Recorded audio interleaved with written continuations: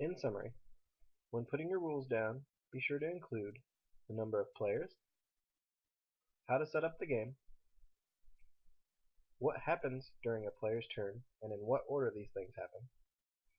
Be sure to think about whether turns occur during a round, and include when things happen during that round. And if rounds are included, what determines that the round is over. Then you need to see what causes the game to end, and how to determine the winner. That's very doable. So let's look at the sheet I started earlier. I cherry-picked cooperative play with worker placement and decided a space colonizing theme sounded plausible. You can pick any order you want to fill your rules in. If you already know what you want some to be, go ahead and get those filled out. Those can influence your other rules, so the sooner you get them down, the more focused you can be on the undecided. I'm going to start with the number of players, and say 3 to 5,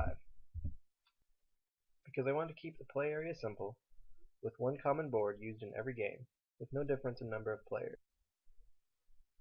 3 players will make the worker placement difficult, but having more than 5 would make it pretty impossible. I'm going to skip to what happens during a turn and a round, because I think it'll help me decide how a game needs to be set up. So, each player will have a set of workers, and each round will consist of players placing those workers on a board spot.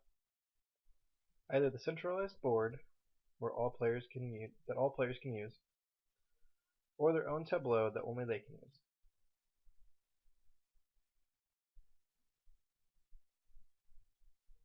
Players will follow the directions at that location.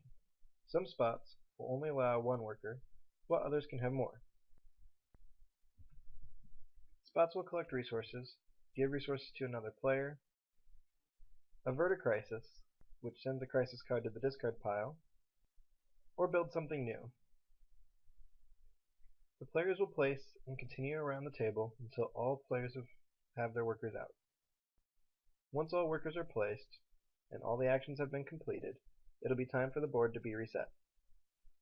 Workers return to each player, resource spots are resupplied, and finally, a crisis card is placed in front of each player. These crisis cards will make up the major challenge of winning the game. I've shorthanded the rules for the round and turn sequence, but when you're writing out your rules, you may want to think about going into a little more detail, just to help remind yourself of what it is you had in mind.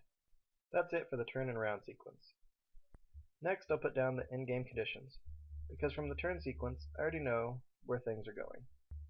End of game occurs when either a colony fails by having 3 crisis cards in front of them, or when all colonies have had all new sections built. This means that the win condition then is for every player to complete all sections of their colony. If the game ends due to a colony failing, then all players lose. We'll have to see how players like or dislike this. All we have left now is the game setup section.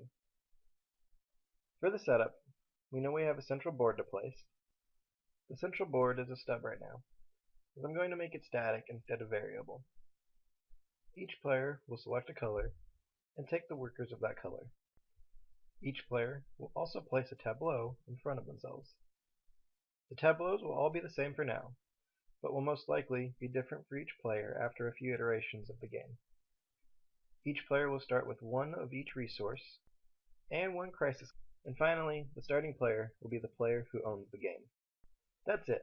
We now have the rules down for a playable game.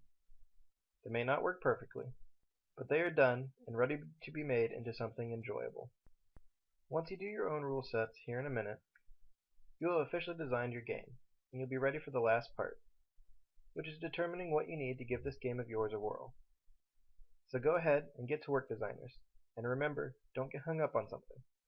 If you don't know how something should work, just put in the simplest solution and move forward, as it can be replaced later. If you can't think of a solution, pull out a game you know is similar, and see how they handle it. For more resources, remember to check out BoardGameGeek.com for a very comprehensive list of games, themes, and mechanics. Another site you might find helpful is Board Game Designer Forum, where hobbyists and professionals help each other out with the issues of design.